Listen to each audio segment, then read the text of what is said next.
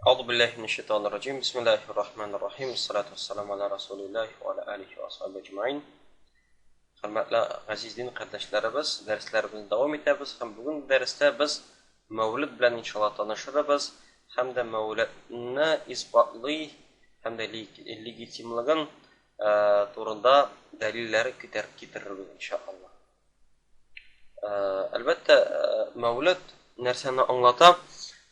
Mövlid sözü ol vələdə yəlidə sözündən alınğan, yəni tuğu turunda alınğan.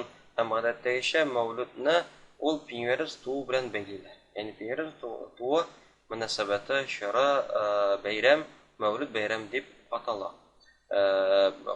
Qaybir qavmlər ümumən hər bir aşna Mövlid deyib atırlar. Məsələn, Qavqaz türbəklərdə yəni Mövlid bilən hər bir dini aş Qur'ani məclisinə atırlar.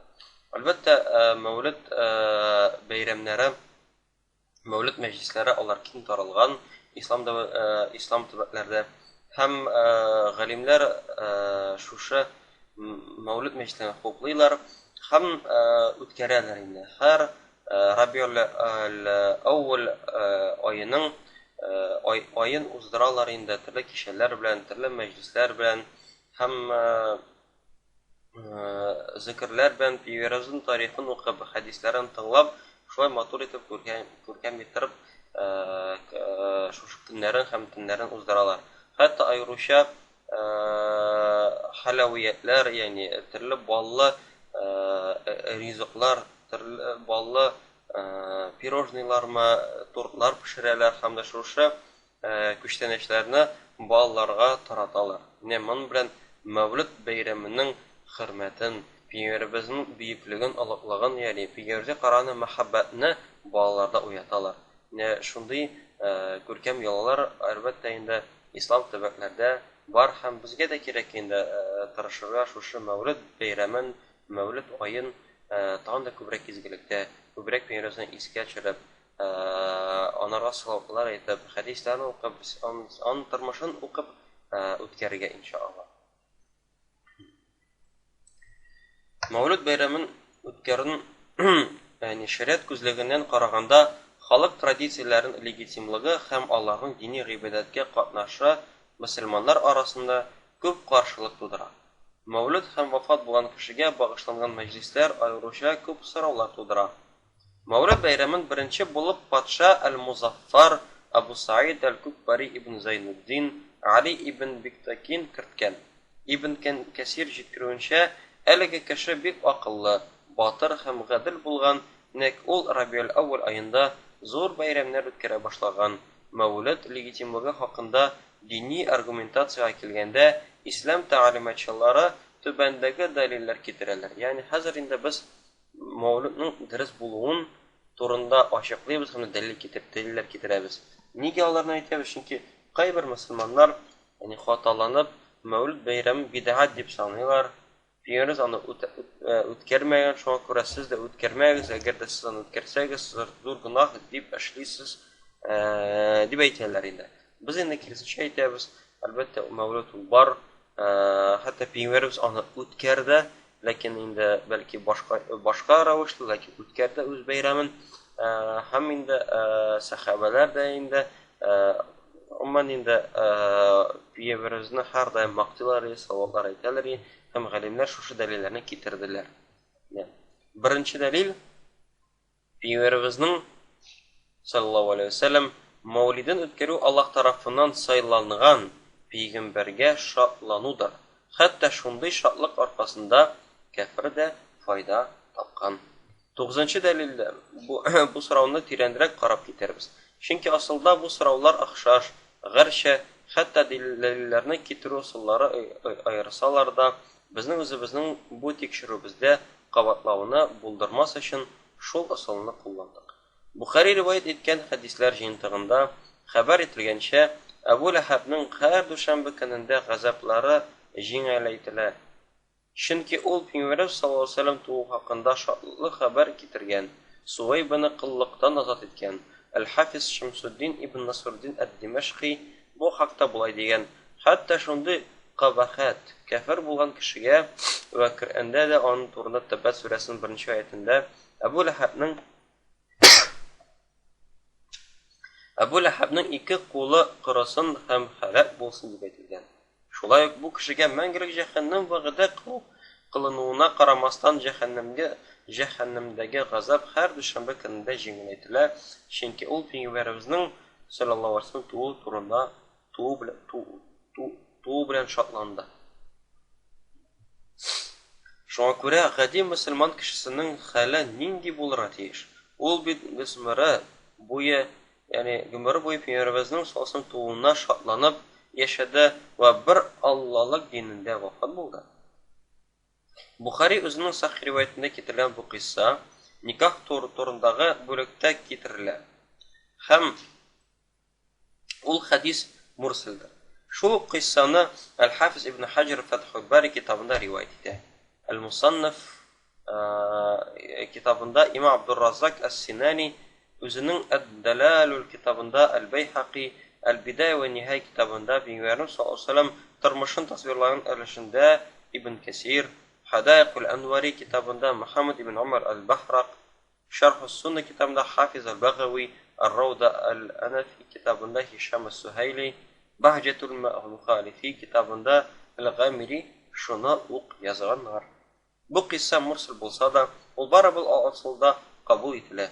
Чөнки бу кыйссаны Бухари риваят итә ва шулай ук күпчелек ислам галимнәре шушы җыентыкка таяналар.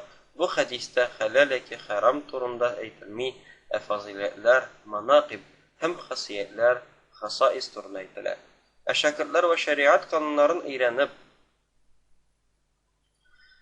килгән кешеләр фазилатлар һәм әхкамнар арасында дәлилләр китерүдә аерманы бик яхшы беләләр.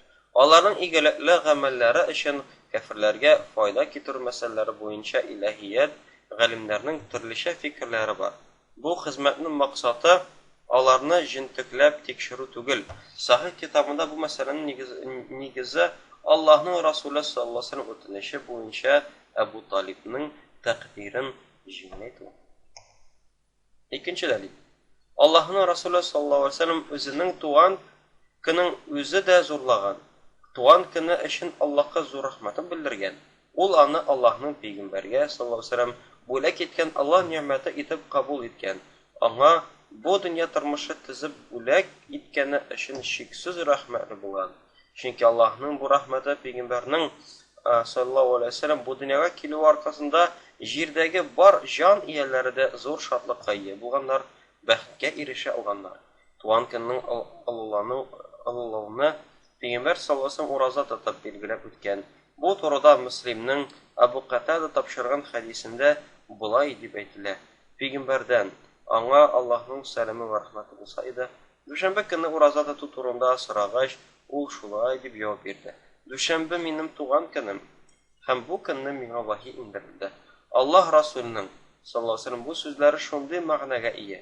Димәк, аның туган көнен, ягъни дүшәмбе көннәрен билгеләп үтү мөмкин гамәл, тик аны бәйрәм итү төрлечә булырга мөмкин. Бу риваят Пәйгамбәрнең саллаллаһу алейһи ва саллям туган көнне билгеләп үтү нинди рәвештә булуына карамастан ураза тотып билгеләнеп үтәме ул. Әллә инде әзерләп башка кешеләрне җыю, анда Пәйгамбәрне искә алу, аңа салаватлар әйтү, аның турында күркәм әхлак сыйфатлары, өстенлекләре һәм камилләтләре турында төрле хикәятләр сөйләү һәм тыңлау рәвешендәме рөхсәт ителгән гамәл булуын дәлилли. Өченче дәлил. Пәйгамбәрнең саллаллаһу алейһи ва саллям дөньяга килүен шатлык белдерү Аллаһ Тәгаләнең шул сүзләре буенча тиешле гамәл. Аузу биллаһи минәш шайтанир раҗим. Кул би фадлиллаһи ва би рахматихи фа бидалика фальяфраху. Эй Мөхәммәд алейһиссалам, кешеләргә Аллаһның юмартлыгы ва рәхмәте илә индерелгән Коръән белән сөйлә, аларны Коръән белән гамәл кылырга инде. Коръән индерелгән өчен һәм аның белән гамәл кылганнары аның рәхмәтләре өчен шатлансыннар. Аллаһ Тәгалә безгә үзенең рәхмәтләре өчен шатланырга кушкан Мөхәммәд пәйгамбәр саллаллаһу алейһи ва саллям аның кешеләргә кылган рәхмәтләренең иң зурсы, чөнки Раббыбыз шулай дигән. Аузу биллаһи минәш шайтанир раҗим. Ва ма арсалнака илля рахматан лил аламин. И Мөхәммәд алейһиссалам, без сине җибәрмәдек, мәгәр галәмнәргә рәхмәт өчен генә җибәрдек. 4нче дәлил. Пәйгамбәр саллаллаһу алейһи ва сәллям инде күптән үк булган дини вакыйгаларны да игътибарсыз калдырмаган. Ул датаның килеп җитүе бу вакыйгаларны кабат искә төшерү, билгеләп үтү һәм аллау өчен яхшы мөмкинлек бирү өчен хезмәт иткән. Пәйгамбәр мондый кагыйдәләрне шәхсән үзе урнаштырган. Бу турыда сахих хадистә әйтелә. Пәйгамбәр саллаллаһу алейһи ва сәллям Мәдинәгә килгәч, ул яһудларның Гашура көнендә ураза тотканнарын күргән. Ул алардан моның сәбәбен сораган һәм алар бу көнне Аллаһ Муса алейһиссалам пәйгамбәрне коткарып калып Фирауны суда батырып үтергән. Шуңа күрә без Аллаһ Тәгалә рәхмәт изеннән бу көнне ураза тотабыз, дип җавап биргәннәр. Моны ишеткәч, пәйгамбәр саллаллаһу алейһи ва сәллям сезгә караганда якынрак, безнең аңа хакыбыз сезнекеннән күбрәк дигән һәм шул көннән Ашура көнен ураза тотып алулый башлаган башка мөселманнарга да бу көнне ураза тотарга кушкан. 5нче дәлил. Изге мәүлид мөселманнарны пәйгамбәргә саллаллаһу алейһи ва сәллям салават әйтергә һәм сәлам җиткәргә чакыра. Булар да Аллаһ Тәгаләнең сүзләре буенча башкаларга тиешле гамәлләр. Аллаһ Коръәндә әйтте: «Инналлаһ малаикатуху юсаллуна алан-наби, я айюхаллазина аману саллу алейхи ва саллиму таслима». Аллаһ үзе ва фирештәләре пәйгамбәр алейһиссаламга салават әйтәләр. Эй мөэминнәр, сез дә пәйгамбәргә салават әйтегез һәм тырышып, ягъни сәлам җиткерегез. Шәриат таләп иткәннәрне башкарырга чакыручы гамәлләр, дин таләп иткән гамәлләр булып саналалар һәм шәриатка туры киләләр. Аллаһның Расулы саллаллаһу алейһи ва сәллям салават әйтүдә күпме пәйгамбәр ярдәме һәм файда бар. Бит аларны санап та, каләм белән язып та бетерергә мөмкин түгел. 6нчы дәлил.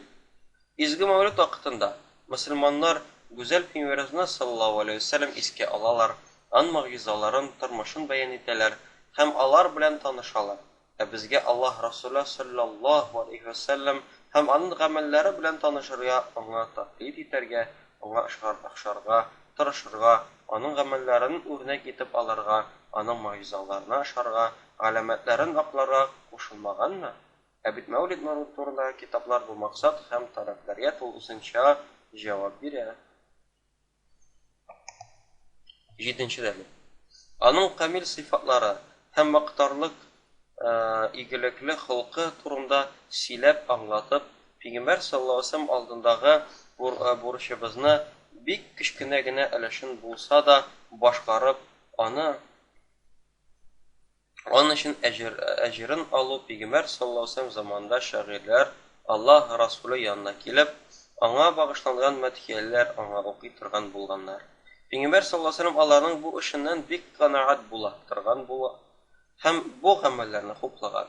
Шуннан соң ул аларга истәлекләр ниндидер бер әйбер бүләк иткән. Аларның гызырларын үтәгән, аларга күп игелекләр эшли торган булган. Әгәр дә Аллаһның Расулы саллаллаһу алейһи ва сәллям аны мактап язган шагыйрьләрдән канәгать булган икән, аның бик зур әстәнлекләрен җыйган һәм сөйләгән кешеләр белән ул ни өчен канәгать булмаска тиеш әле. Бит аңа якынлашу нәкъ менә аның сөюен һәм канәгатьлеген алуда тора бит. Шулай дәлилләрдән шундый сүзләрне китереп була. Пәйгамбер саллаллаһу алейһи ва сәллям камиллекләрен һәм кылган мөгъҗизаларын белү аңа булган ышануны ныгыта. Пәйгамбәрне саллаллаһу алейһи ва сәллям сөюбезне арттыра һәм көчәйтә. Кеше үзенең табигаты белән матурлыкны, гүзәллекне сөя торган итеп яратылган. Пәйгамбәрнең әхлак сыйфатларын камиллекләренә дә камилрәк, матуррак һәм гүзәлрәк әхлак сыйфатлар, камилрәк һәм әстенрәк юктыр.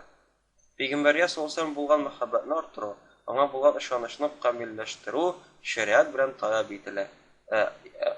Аңа ярдәм иткән барысы да шулай ук шәриат таләпләре исәбендә.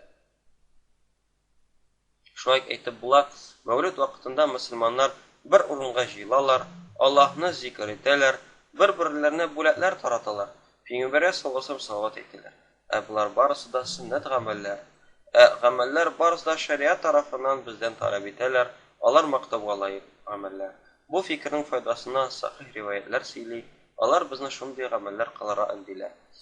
Менә шундый мәзкур ителгән дәлилләр, әлбәттә, безгә ачыклый, шушы Мәүлүд бәйрәмнәрен уздыру, алар инде динебезне, аларның асылы бар, дәлилләре бар, һәм бер нинди гөнаһ юк үткәрүдә, бәлки киресенчә, иншалла, шушы мәгълүмат үткәреп, без сау алабыз һәм пиерне күбрәк мактап инде, күбрәк искә төшереп саулар әйтеп, иншалла, аның шафаатларына ирешербез. Ва aqulu qawli hada wa astaghfirullah li wa lakum. Wassalamu alaykum wa rahmatullahi wa barakatuh.